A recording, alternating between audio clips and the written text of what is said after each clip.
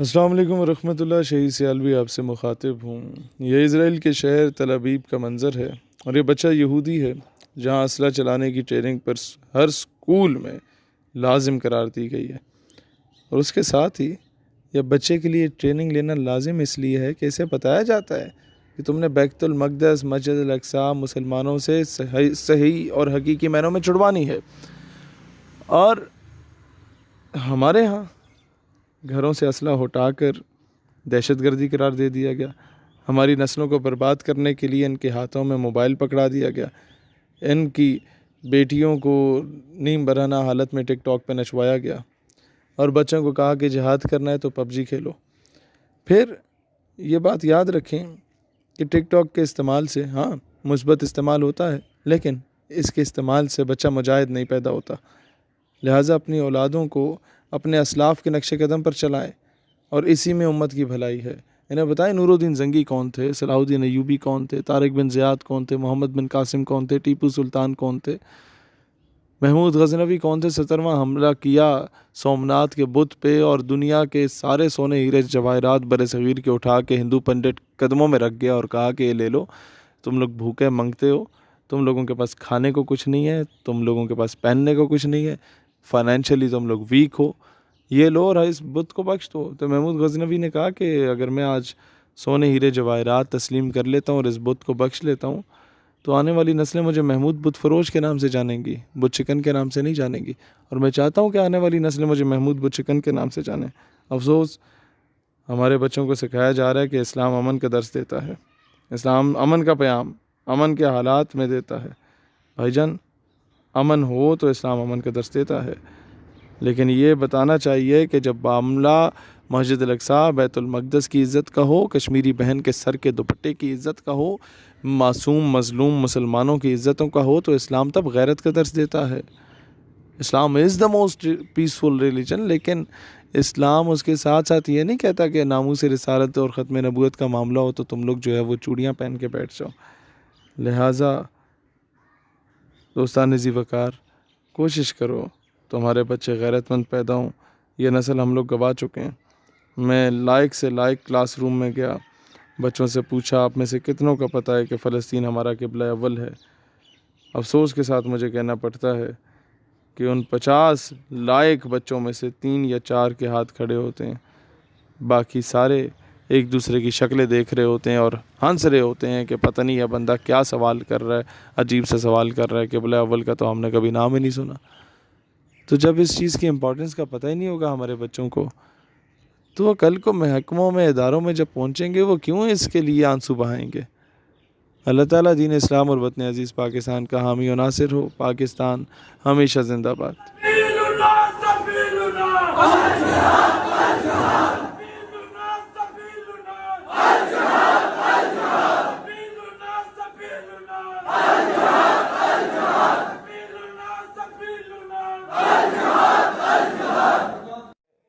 لکھ رہا ہوں میرے الفاظ، پاکستان اور ایران کو لڑوانے کی کوشش کی جائے گی، پھر پاکستان سعودیہ کو لڑوانے کی کوشش کی جائے گی، پھر پاکستان اور افغانستان کو لڑوانے کی پوری حد الوسع کوشش کی گئی۔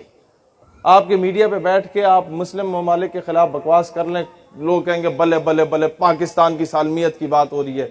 ذرا سا انڈیا، امریکہ اور اسرائیل کے خلاف بات کریں نا تو کہیں گے ہیٹ سپیچ پھیلا رہے ہیں یا آپ نفرت پھیلا رہے ہیں۔ یہ اس طریقے کے یہودیوں کی اولادیں بیٹھی ہوئی ہیں جو ہمیں آ کے روک رہی ہوتی ہیں۔ یہ جو گورے چلے گئے نا، یہ اپنے غلام ان کالوں کو چھوڑ گئے ہمارے اوپر۔ پاکستان کے کسی ادارے کی پالیسی سے اختلاف ہو سکتا ہے، کسی جرنیل سے اختلاف ہو سکتا ہے، کسی وزیر سے اختلاف ہو سکتا ہے، کسی گورنر سے اختلاف ہو سکتا ہے، کسی وزیر اعظم سے اختلاف ہو سکتا ہے، صدر مملکت سے اختلاف ہو سکتا ہے، وزیر اعلیٰ سے اختلاف ہو سکتا ہے، اس کا گریبان پکڑو، لیکن پاکستان دھرتی ماں ہے۔ پاکستان تو ہم سب کا ہے، اس کے لیے تو ہم سب کے باپ دادا نے قربانیاں دی، اس کے لیے تو آپ سب میں سے کسی نہ کسی کا چاچا ماما تایا فوج کا سپاہی ہوگا جو بیچارہ بارڈر پہ بیٹھا ہوا ہے نا؟ آپ سب کے خاندان میں کوئی نہ کوئی اس طرح کا فوجی ہوگا، کوئی پولیس والا ہوگا جو بیچارہ وہ کراچی کے یہ اتنی سخت گرمی میں لوگ بے ہوش ہو رہے ہوتے ہیں اور وہ چوک چوراہے پہ کھڑے ہو کے لوگوں کو راہ دکھا رہا ہوگا, لوگوں سے آ کے باتیں سناتے ہوں گے, وہ خاموشی سے سن لیتا ہوگا کہ چلو یار میں قوم کی خدمت کر رہا ہوں. ہم اسے تانے دیتے ہیں کہ تم 20,000 کے پیچھے یہ کر رہے ہو. بندہ پوچھے کہ الو کے پٹھو 20,000 کے پیچھے کون سے یاسین پہ جاتا ہے.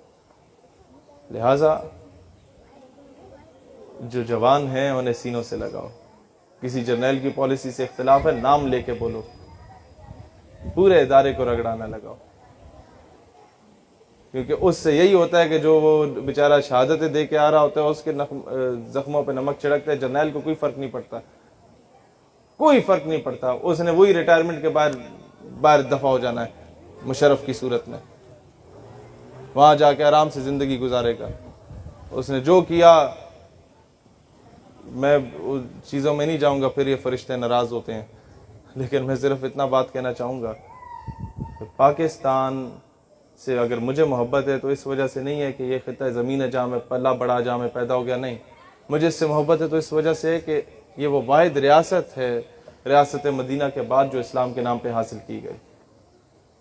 لہٰذا ہم اختلاف حکومت سے ہوگا, حکومت کا گریبان پکڑیں گے اور اس کو اٹھا کے باہر پھینکیں گے, اور اپنے بچوں کی تربیت کر کے ان کو سیاست میں لائیں, اپنے بچوں کی تربیت کر کے انہیں بیوروکریٹ بنائیں, اپنے بچوں کی تربیت کر کے انہیں آرمی آفیسر بنائیں, انہیں انجینئر ڈاکٹر بنائیں, انہیں اچھا عالم بنائیں, انہیں مین سٹریم میں لائیں.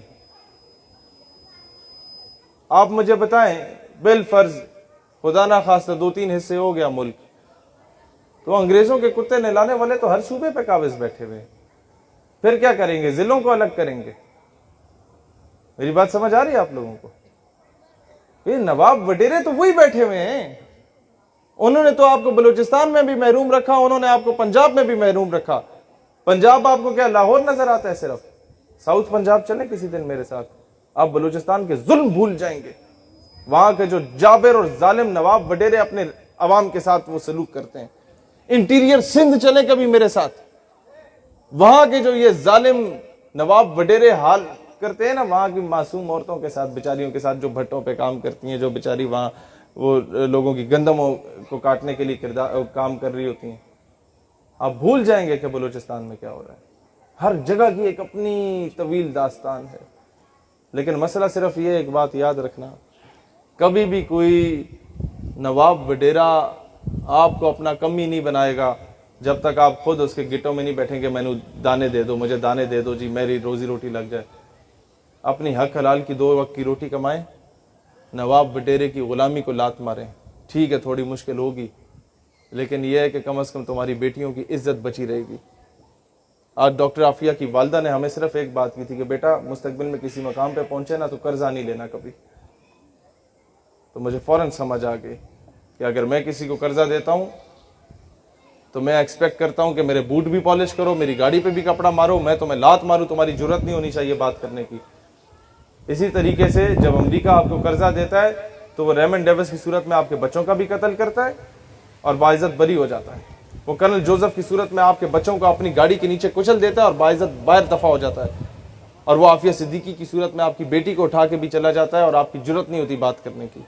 قرضہ اتنی بڑی گندی چیز ہے. ملکی سطح پہ قرضہ نہ لینا یہ ہم حکومت سے امپلیمنٹ کروائیں گے, لیکن یہ نوابوں وڈیروں کی غلامی سے نکلنا یہ آپ لوگوں پر ہے. اپنے M N A M P آئے انہیں کو ہماری گلی میں نلکا لگاؤ, اگر وہ آ کے لگا دیتا ہے اور کہتا ہے مجھے ووٹ دو تو اس سے صرف یہ بولو بھئی نلکا لگے نہ لگے ہمیں اس سے غرض نہیں ہے, گلی پکی ہو نہ ہو ہمیں اس سے غرض نہیں ہے. ہمیں اسٹامپ پیپر پہ لکھ کے دے دو کہ تم ڈاکٹر عافیہ صدیقی کو واپس لاؤ گے یا نہیں لاؤ گے.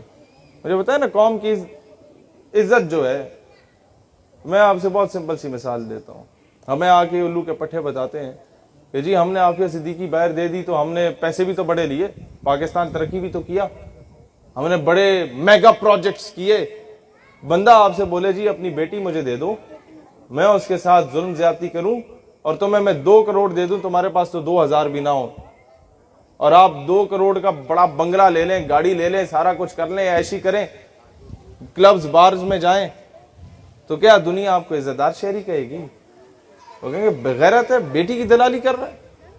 تو آج مجھے بتائیں نا, پاکستان اگر ترقی کر بھی لے امریکہ سے ٹکے لے کے, تو لوگ تو ہمیں یہی کہیں گے کہ بغیرت ہو گئے ہو, بیٹی کی دلالی کر رہے ہو عافیہ صدیقی کو بیچ کے. افسوس کی بات یہ ہے کہ آپ کے کراچی سے اس کو اٹھایا گیا ڈاکٹر عافیہ صدیقی کو، لیکن دکھ اس بات کا ہے کہ کراچی نے وہ رسپانس نہیں دیا۔ رسپانس تو مجھے دکھ ہے کہ پاکستان نے پورے کوئی نہیں دیا۔ امت مسلمہ کا معاملہ ہے۔ ان کی والدہ کہتی ہیں، میں آخری بات کر کے اجازت چاہتا ہوں، بارش کا بھی وقت ہے۔ ان کی والدہ کہتی ہیں کہ عافیہ صدیقی کو رسول اللہ علیہ السلام کی زیارت نصیب ہوئی تو وہ رو پڑی، یا رسول اللہ کب تک میرا امتحان لیں گے، کب تک میرا امتحان ہوگا؟ تو انہوں نے کہا بچے تمہارا امتحان ہو گیا، تم تو پاس ہو۔ کہتے ہیں کیسے پاس ہوں، یہ تو مجھ پہ ظلم کر رہے ہیں، عدالتوں میں ننگا کر کے پیش کرتے ہیں اور کہتے ہیں کہ قرآن پاک کے اوپر چل کے آؤ امریکہ میں۔ کب تک امتحان ہوگا؟ کس کا امتحان ہو رہا ہے؟ اگر میرا امتحان میں پاس ہوں، رسول اللہ علیہ السلام نے فرمایا کہ امت کا امتحان ہے، یہ امت جاگے گی کہ نہیں جاگے گی؟ اگر یہ امت بیٹیوں پہ نہیں جاگتی نا تو پھر بھول جاؤ کہ کل ہمارے گھر میں بھی آ کے امریکہ دستک دے گا۔ یہ ذرا سے پڑوس میں 4-5 کلومیٹر کے فاصلے پہ ڈاکٹر عافیہ صدیقی کا گھر ہے، وہاں تک دستک دے سکتا ہے نا؟ ہم کچھ بھی نہیں، یہاں بھی دستک دے سکتا ہے۔ آؤ بیٹیاں پیش کرو، کیا کرو گے؟ بات وہیں پر آ کے ختم ہوگی۔ حمیت نام تھا جس کا، گئی تیمور کے گھر سے، بات وہیں پر آ کے ختم ہوگی کہ بیچ کے ہم کہیں گے مولانا صاحب دعا کر دیں قوم کی بیٹی واپس آ جائے۔ وزیر اعظم بھی دعا کر رہا ہوگا، میں بھی دعا کر رہا ہوں گا، بندہ کرسی ہے تمہاری، یہ جنازہ تو نہیں ہے، کچھ کر نہیں سکتے تو اتر کیوں نہیں جاتے؟ اللہ وطن کو جو میرے لوٹ رہے ہیں، یہ قوم کے غدار ہیں، مر کیوں نہیں جاتے؟ بندہ ان سے پوچھے کہ بھائی جان اگر آپ وزیر اعظم ہیں، یہ تو وہی بات ہوئی نا، بیچ کر تلواریں خرید لیے مسلح ہم نے، بیٹیاں لٹتی رہیں اور ہم دعا کرتے رہے اور کہتے رہے کہ جناب وہ اپنے آپ کو بہتر کر دو۔ یا جا کے ہمیں یہ جو دانیال بھائی بات بتا رہے نا، مرزا قادیانی کا سب سے بڑا ایم اینڈ آبجیکٹو آگے یہ تھا کہ جہاد کی روح کو ختم کر دو مسلمانوں کے اندر سے، انہیں بزدل اور بغیرت بنا دو تاکہ سلطنت برطانیہ کے خلاف نہ اٹھیں۔ 1857 کی جنگ آزادی کے بعد مرزا قادیانی کو لانچ کیا گیا تھا، اور اسی کے پیروکار جو قادیانی ہیں یا نہیں ہیں لیکن اس کے نظریے پہ چلنے والے، کیونکہ اس کا نظریہ امپوز کر دیا گیا ہر جگہ پہ۔ لوگ آ جا کے ہم اگر عافیہ صدیقی صاحبہ کی بات کریں نا کہ انہیں رہائی دلواؤ، لوگ کہتے ہیں تمہاری داڑھی پوری نہیں ہے، تم جو ہو باشرہ نہیں ہو، تم پہلے خود کو بہتر کرو، اپنا اخلاق بہتر کرو، پھر عافیہ صدیقی کی بات کرو۔ میں نے کہا بھائی جان آپ کی بہن اگر کوئی اٹھا کے لے جائے تو پہلے کیا 40 دن تبلیغی دورے پہ جائیں گے، پھر جا کے بہن کو واپس لائیں گے؟ سمجھ رہے ہیں اس بات کو؟ لہذا ہر بندہ، آپ اگر عالم ہیں آپ اپنا رول پلے کریں، آپ اگر سپورٹس مین ہیں آپ اپنا رول پلے کریں، آپ اگر لکھاری ہیں اپنا کردار ادا کریں، آپ اگر کسی محکمے میں آپ اپنا کردار ادا کریں، آؤٹ آف دا وے جا کے آپ نے اپنا رول پلے کرنا ہو اپنے ملک کے لیے کریں۔ جہاں نظر آ رہا ہو کہ کوئی غداری ہو رہی ہے تو کھڑے ہو جائیں، نوکریاں نہ بچائیں، کہہ دیں کہ جناب ہماری بیلٹ یہ حاضر ہے، ملک کی عزت کو نہیں بیچیں گے، کہہ دیں جی یہ ہمارے رینکس حاضر ہیں، بس مزید قوم کی بیٹیاں نہیں بیچی۔